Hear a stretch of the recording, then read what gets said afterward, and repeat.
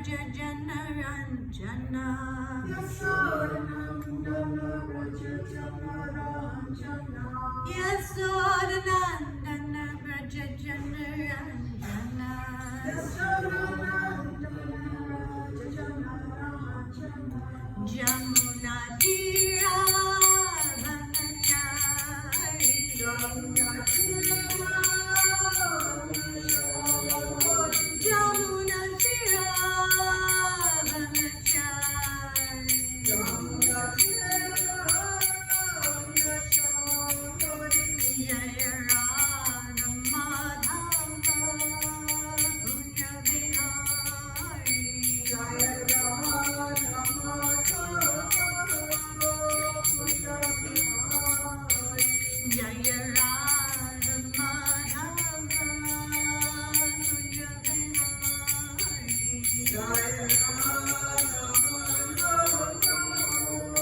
Punya Bihari Hare Krishna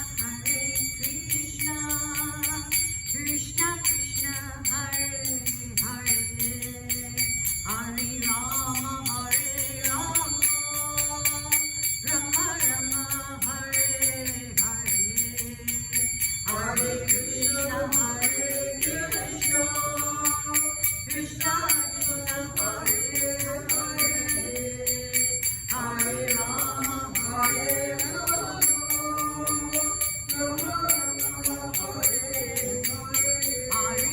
Krishna Krishna Krishna Hare Hare Hare Rama Rama Rama Hare Hare Hare Krishna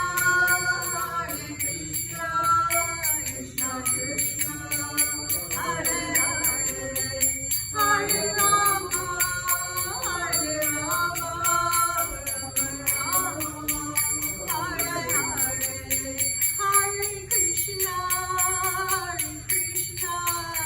Krishna Krishna Hare Hare Hare Rama Rama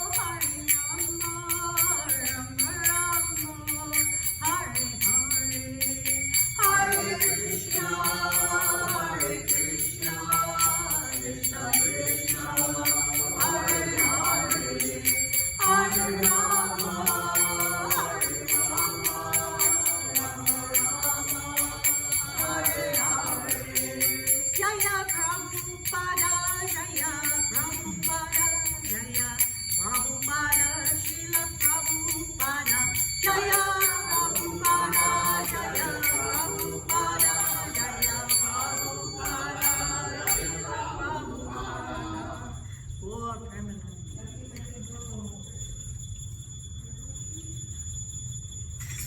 Om Namo Bhagavate Vasudevaya Om Namo Bhagavate Vasudevaya. Om Namo Bhagavate Vasudevaya Om Namo Bhagavate Vasudevaya. Narayanam Namaskritya Naram Chaiva Narottamam Devim Saraswatim Vyasam Tato Jayam Udirayat Naishyapreshu Abhadreshu Nityam Bhagavata Sevaya Bhagavati Uttamasloke Bhaktir Bhavati Nastati.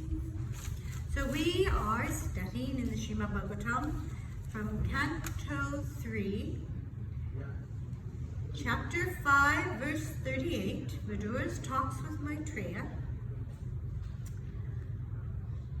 Ete Deva, Ete Deva, Kala Vishnu, Ete Deva Kala Vishnu, Kala Mayamsa Lingjana, Kala Mayamsa Lingjana,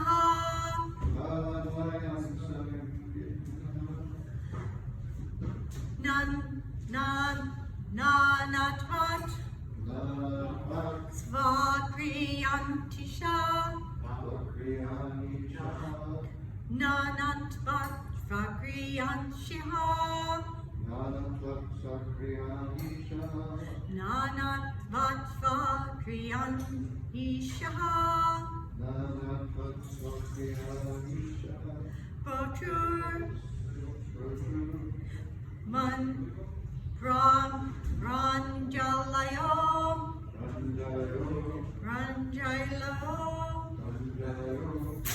Vibhum Prochur pranjalo vibhum. Ete deva kala Vishnu. Kalamayam salinjinaha. Nanatvatsa kriyanishaha. Rochur panjalayo vibhum. Ete deva kala Vishnu. Kalamayam salinjinaha. Nanatvatva kriyanishaha. Prochur pranjalayo vibhum. Eke deva kala Vishnu. Kalamayam salinjinaha.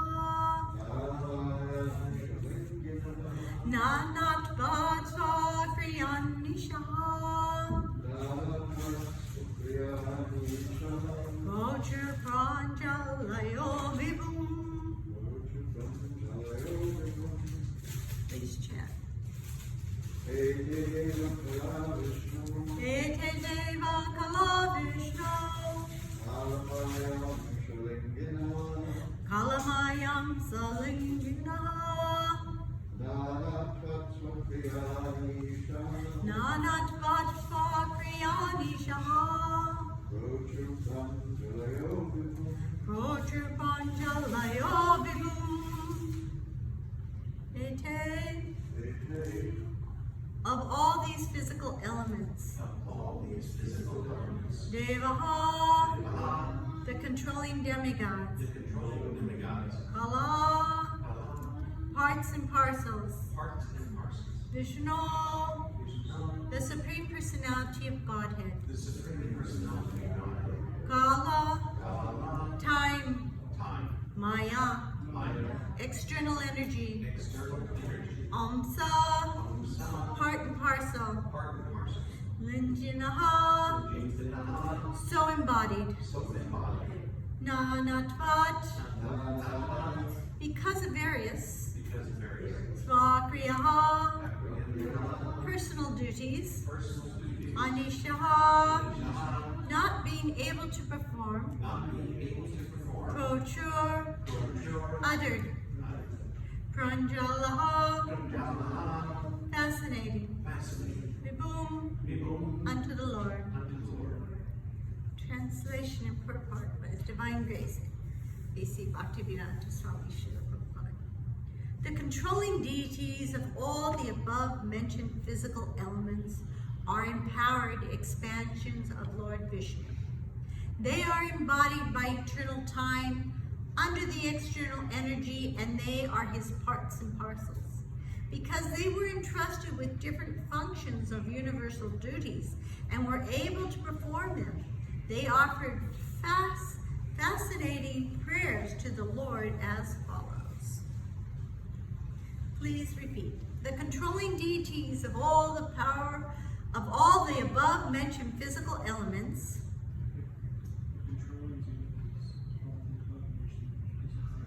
are empowered expansions of Lord Vishnu. They are embodied by eternal time under the external energy.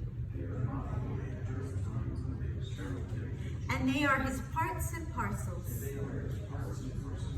Because they were entrusted with different functions of universal duties and were able to perform them, they offered fascinating prayers to the Lord as follows. the purport. The conception of various controlling demigods who inhabit the higher planetary systems for the management of universal affairs is not imaginary, as proposed by persons with a poor fund of knowledge. The demigods are expanded parts and parcels of the Supreme Lord, and they are embodied by time, external energy, and a partial consciousness of the Supreme. Human beings, animals, birds, etc. are also parts and parcels of the Lord and have different material bodies, but they are not the controlling deities of material affairs. They are rather controlled by such demigods. Such control is not superfluous. It is as necessary as the controlling departments in the affairs of a modern state.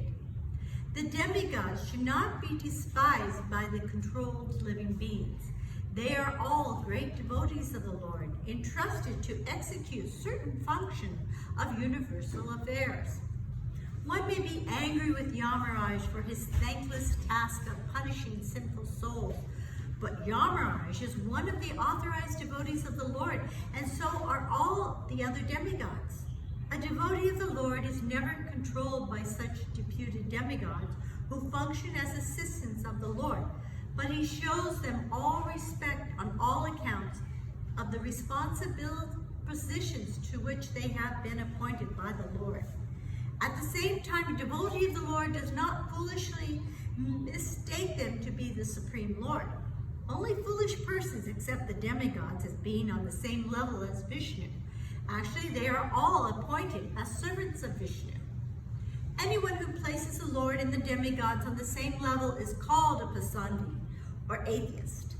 The demigods are worshipped by persons who are more or less adherents of the process of Jnana Yoga and Karma Yoga, etc. The impersonalist meditators and fruitive workers. The devotees, however, worship only the Supreme Lord Vishnu. This worship is not for any material benefit as desired by all the materialists, even up to the salvationists, mystics, and fruitive workers. Devotees worship the Supreme Lord to attain unalloyed devotion to the Lord. The Lord, however, is not worshipped by others who have no program for attaining love of God, which is the essential aim of human life. Persons adverse to a loving relationship with God are more or less condemned by their own actions. The Lord is equal to every living entity, just like the flowing Ganges. The Ganges water is meant for the purification of everyone. Yet the trees on the bank of the Ganges have different values. A mango tree on the bank of the Ganges drinks the water, and the Nimba tree also drinks the same water. But the fruits of both trees are different. One is the celestially sweet, and the other is hellishly bitter. The condemned bitterness of the Nimba is due to its own past work, just as the sweetness of the mango is also due to his own karma. The Lord says in the Bhagavad Gita 16:19, Tanaham drishatat puran samsareshu naradama Shripani asyam asudan asharish eva yohishu. The envious, the mischievous, the lowest of mankind, these do I ever put back into the ocean of material existence, into various demonic species of light. Demigods like Yamaraj and the other controllers are there for the unwanted conditioned souls who always engage in threatening the tranquility of the kingdom of God. Since all the demigods are confidential devotees, servitors of the Lord, they are never to be condemned. So here we're getting some understanding. Excuse me.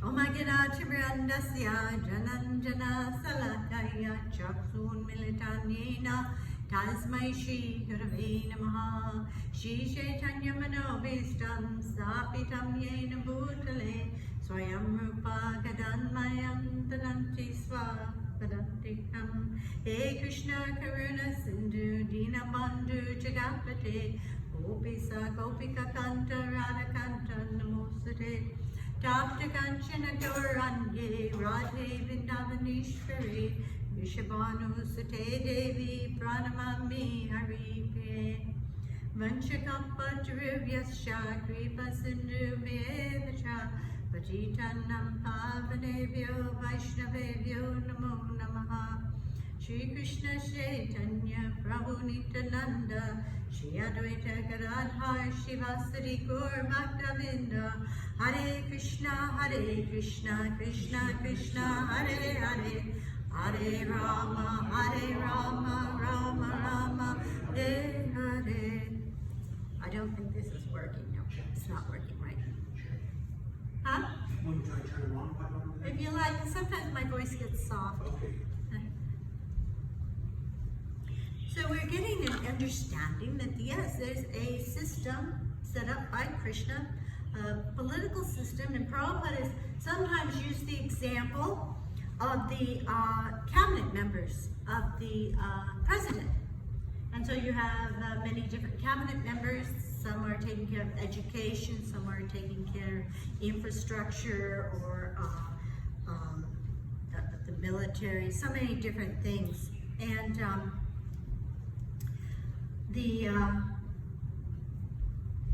but as we see, there are many mistakes in the material world. So sometimes these cabinet members are installed, but they don't have any ability, or they have the lack of ability causing difficulties. But it's explained here that Krishna empowers the demigods. The demigods, most are just jivas like us. But due to past activities, karmic activities, they retain this position. And then Krishna empowers them to do these amazing things. And they even are amazed, and they are so fascinated, they offer prayers to the Lord. And as we see, the Srimad Bhagawatam is full of so many beautiful prayers. The prayers are very potent in pleasing the Lord and in expanding our Krishna consciousness. And we also are blessed to have many prayer books written by great acharyas. So these different demigods, such as Brahma, Shiva, and Vishnu, not Vishnu, but Indra, they are empowered by the Lord. And we understand from Nectar Devotion that there are 50 qualities that the Lord shares even with the Jiva soul. And the Lord has in unlimited degree, whereas the Jiva has a minute portion of them, or could have a minute portion of them. But Lord Shiva, he has 5 more of these qualities. And I'll just go over those really quickly. And so besides the 50 qualities that the Jivas can possess, Lord Shiva possesses 5 more, and these are, he can possess, not necessarily, but these transcendental qualities are as follows. He's changeless, all cognate, ever fresh, Satchidananda, possessing the eternal blissful body, and possessing all mystic perfections. But as we see from the Srimad Bhagavatam, that sometimes these demigods get confused too. Sometimes they don't take Krishna quite so seriously. As we saw with Lord Brahma when he tried to steal the cows and the calves. And we saw with Lord Indra when he tried to inundate all of Vrindavan with terrible floods and killed inhabitants. They make some very serious offenses here. And sometimes they do it a couple of times. Another time, Lord Indra, he had a war with Krishna because Krishna just wanted to take a Parijata tree to the earthly planets. We're so fortunate here we have a Parijata tree growing in Navadwip. It's quite a great blessing. So, but Lord Shiva, he also made his mistakes, even though he's more empowered than the general Jivas. He also made his mistakes. Now the Bhagavad Gita, it explains the position of the demigods in relation to the position of us. So it helps us understand that the demigods are not on the same level. And this is important for us to understand, that if we considered the demigods on the same level, we are actually atheists. So the demigods are to be respected because a Vaishnava respects all living entities. And the demigods should be respected because Krishna has empowered them. And but the Bhagavad Gita says that they are in charge of the various necessities of life. The demigods, being satisfied by the performance of yajna, sacrifice, will supply all the necessities to us. But we also have to offer something back to them. We are considered thieves if not. So, of course, we don't worship demigods, but how do we offer back sacrifice to them to satisfy them as Vaishnavas? Now, if we're not a Vaishnava, a person owes, when they come into this world, immediately becomes a debtor because they're breathing air, they're taking water, they're taking food. So they owe, they have a debt to the demigods, they owe. So they are recommended that they offer some sacrifice. But for Vaishnavas, the sacrifice is Harinama, Harinama, Harinama, Kevalam, Kalum, Nasteva, Nasteva, Nasteva, Gatyarnata. So in this age of Kali, the prime sacrifice is the chanting of Hare Krishna mantra in the Sankirtan movement. And this is such a benediction because this allows the demigods to become pacified, and for the devotees. But we see so many disturbances from nature, so many terrible storms, so many diseases, so many plagues. This last year was like a year out of the Bible.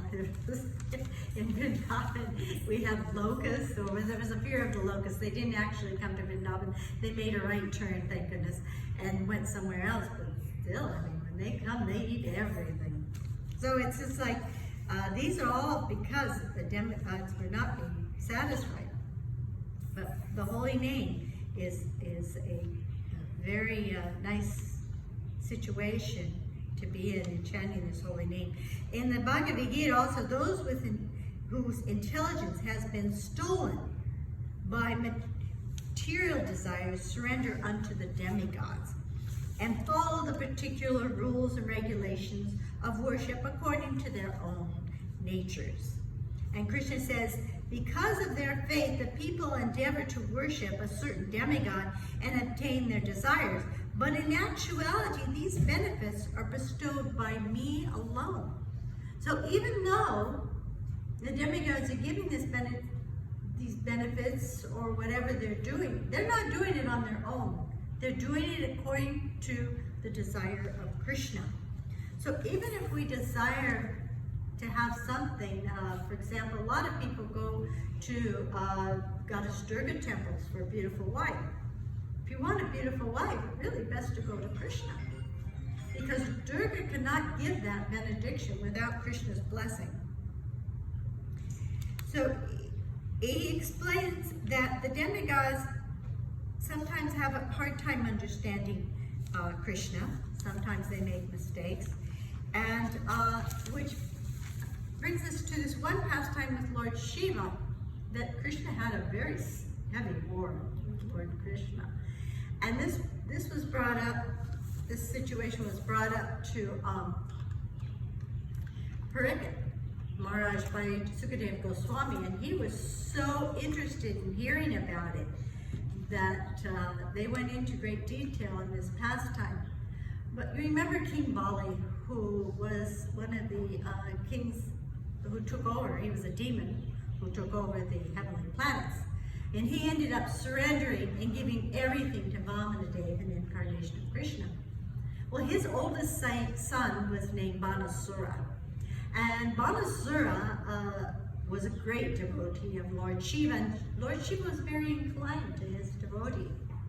And he gave him lots of benedictions. He even gave him 1,000 arms.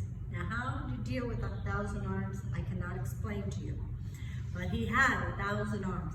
And Lord Shiva, he does this dance. The dancers worship Lord Shiva. They offer respects to him before they do their dance, Bharatanatyam dancing. And he does this dance. He even dances at the time of the annihilation of the planet. And when he did this dance, Banasura played drums with his 1,000 arms.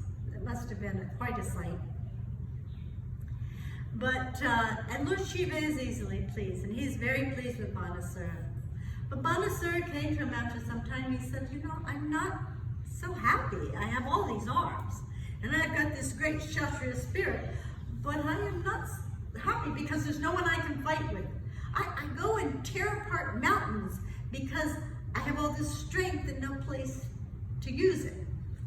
And Lord Shiva pacified him by telling him, don't worry, your false prestige will soon be smashed to pieces. You'll meet your match. So Banasura, he was given this city, Sonitapur, where he built an incredible palace, and he had a beautiful daughter. And his daughter's name was Usa. She had her own wing in this palace, and it was, in those days, princesses, they would be secluded from the rest of the world in beautiful palaces, and within the palace they had so many friends. Their teachers were generally eunuchs. The guards even kept great distance from them. They were very, very, very protected. And one time when Usa was sleeping, she woke up from this dream crying out, "My dear beloved, where are you?" And all her friends were amazed that, "What do you mean, you dear beloved? You don't know any men. What are you talking about?" And she was really embarrassed, and she says, "I don't know, this is just, I was dreaming, and this beautiful personality was in my dream." So she had this one friend named Chitraleka, not to be confused with the gopi Chitraleka, but this Chitraleka was an unusual and amazing personality who was a yogini. She had acquired a lot of mystic powers. And so she started questioning Usha and trying to find out what's going on here. Maybe this is the person you're supposed to marry. And so she started, Chitraleka had amazing abilities. She was not only an artist, but she knew the faces of many great personalities, demigods, Gandharvas, Janas, all kinds of Daityas, all kinds of personalities. And so she started drawing their faces for Usha to see, oh, is this it? Is this him? Is this guy in your dream? And Usha was, no. She was very embarrassed about the whole thing. And then she got to the Yadu dynasty and she drew Vasudeva. And Usha was a little interested. And then Surasena, and then Balaram, and then Lord Krishna. And Chitraleka started leaning over these drawings, quite interested. And then she drew Padumya. At that point, she got very shy and bashful. And Chitraleka knew, oh, this is Aniruddha, the grandson of Krishna. So Chitraleka, who is a very good friend of Usha, she wanted to please her friend and take care of her. So she says, no worries, I'll bring him here for you. So she had the ability to travel, astral travel. And so she went to Dwarka when everyone was sleeping. And she went to the room where Aniruddha, in his palatial room, on a beautiful ornate bed, was sleeping. And while he was sleeping, Chitraleka was able to transport him over to Usha's Usha's wing on this palace of Banasura. And so then they started playing house, and Usha served him very nicely. And Aniruddha was quite taken by Usha. And she cooked for him, she served him, but you know, this is association of men and women is not recommended in this way, because then she started having a disgraceful condition, as it's called, and she looked rather like she was having the association of a man. And the guards and the servants in this section of the palace became concerned, and they were afraid that Banasura finds out that his daughter is associating with a man, they're going to blame us. So they went to Banasura and told him what was going on. Banasura, he was right on it. He walked right in. He took his army with him, and he saw them sitting together. And he had to notice they were a very beautiful couple sitting together, but he did not know who this personality was, and he was shocked to see him in the ladies' quarters. And when Aniruddha looked up and saw his would-be father-in-law, he realized his father-in-law did not have kindly feelings towards him. So he jumped up. And he jumped up, and the only weapon he could find was a curtain rod, which he pulled down, and he took a stance that he was going to fight. And then the army attacked him, and he fought in accordance with the Kshatriya spirit of the Yadus, and he killed the soldiers of Banasura. And then he took off running, and he ran. And Banasura took off running after him. And Banasura had these Nagapasa. Nagapasa are snake ropes. And snake ropes are amazing because they're snakes. And when they release them, they go after the person, and they crawl up all over him and bind him up. So Banasura took Aniruddha and put him in prison. Well, after about 4 months of missing Aniruddha, and they waited through the rainy season in Dwarka, they decided they needed to go find him. But they had no idea where he'd gone. And Narada Muni, he always helps with Krishna's pastimes, he came and he explained to them that he was taken. And he told them how he was taken by Chitraleka, and now how he was in the prison of Banasura. So the whole Yadu dynasty, everyone who loved Aniruddha so much, Lord Krishna, Lord Balaram, Padrumya, and all their armies, they went to conquer this Banasura. And so Banasura heard that his walls and gates were being broken down, his gardens being trampled by elephants, horses, and soldiers, 18 Akshvahinis, which is quite a bit of infantry and horsemen and soldiers and elephants. It's archers, huge army. And so when Lord Shiva saw this attack was going on, Banasura, his dear devotee, he came to his rescue. He brought his armies, which are headed by Kartikeya and Ganapati. And they came on with ghosts and rakshasas and all kinds of creatures. They came to fight in this. And first thing Krishna did was he got rid of the ghosts by blowing his conch shell.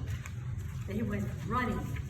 And it was amazing time, Krishna, that they would shoot off these weapons through their arrows by saying mantras and doing mudras. And these weapons were as powerful as atomic bombs. And so Lord Shiva set up a weapon of fire. And Lord Krishna counteracted it with a weapon of rain. And they would go back and forth like this. And finally, Shiva, he's exhausted all his weapons. So he finally used his personal weapon, Pashupata, This is a Shivashvar. And this weapon is extreme heat. Extreme heat. And it's described as having 3 heads and 3 legs. So quite an unusual personality. And he came out on the battlefield with this huge heat that was just exhausting everyone. So then Lord Krishna brought his Narayana Astra, which is extreme cold. And it's described here also, the body does this at the time of death. At first the body's heat will go up to 107, and then it'll drop and become extremely cold. And that's when the soul has to leave the body. So at this extreme cold, the Shivashvar was becoming completely defeated. And so in his defeat, he surrendered to the feet of Lord Krishna. And at this time, Lord Shiva saw that, oh, my own weapon has surrendered to Lord Krishna. It's time for me to surrender to Lord Krishna. And so he went and offered beautiful prayers to Krishna. And but Banasura was not finished. Nasura, he wasn't ready to give up. And so he kept going, he kept fighting, and Krishna cut off all his arms and defeated him. And Banasura at that point realized that Krishna would make a very nice family member. And so he brought out Aniruddha and Usha on a beautiful palanquin with many maidservants and flowers. And they went back to Dwarka and had a wonderful wedding. Wow, that was They lived happily ever after. They did. So any questions about the demigods and their relationship with the Lord? Yes, Prabhu. So how is it that, sometimes these demigods misbehave like Indra and Brahma, and yet they're also considered to be great devotees of Krishna? That's a good question. They live in such opulences. Prabhupada had said the demigods are waiting in line to take birth in this movement. Because in the heavenly planets, there's so much enjoyment. There's so much pleasure. They live for 10,000 years. It's incomprehensible to us because we suffer so much here. This planet is known as planet of Marchaloka, planet of death.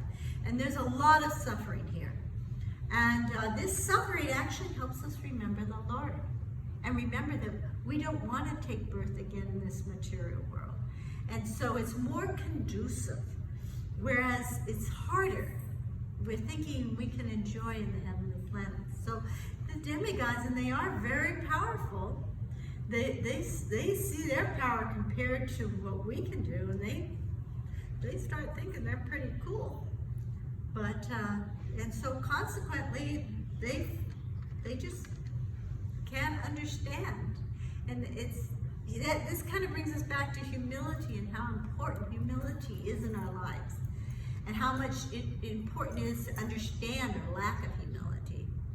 Because if we're thinking if we're thinking we're such a great person, or such a great devotee, or such a great anything, how do we get any mercy? And so they don't get mercy because they're thinking they're great, and they are great, but they're not as great as Krishna. But this is the place to be, to go back to Godhead, is on this planet at this time, because this movement is so unusual, and even here on this planet it's unusual. Such a small number of people really apply it to themselves because it's very difficult. It's very difficult. Okay. Anything else? Also, Krishna says, like, my devotee is not my devotee, but devotee of my devotee is my devotee. Right? The demigods are devotees of Krishna. So aren't the devotees of the demigods also? Yeah, exactly. They're not understanding how important it is to worship the devotees. They're more inclined to go directly to Krishna. And Krishna keeps them back a bit. You know, there's that beautiful painting at the top of the stairs where Lord Vishnu is on this island off the ocean of milk. And the demigods go and offer prayers from the other shore. You know, they don't go to his island. They offer prayers from that shore. So, yeah, he keeps it very, he has to remind them constantly. And we have to remind ourselves constantly too, that we are just little part and parcels of Krishna, and anything we can do is due to his mercy.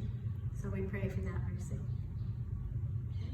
So we'll pray for the mercy of Prashadam to bless us. Surya Vijaya Jatandriya Dayaka Jive Kale Visaya Sakare Tamare Jivaya Ji Lobamaya Sudurmati Take Jeta Lodina Samsare Krishna Boya Kori Vaya Jiva Saprasana Dela Vaya Sayanam Ritapara Krishna Punada Premeda Koshi Kanyanikura.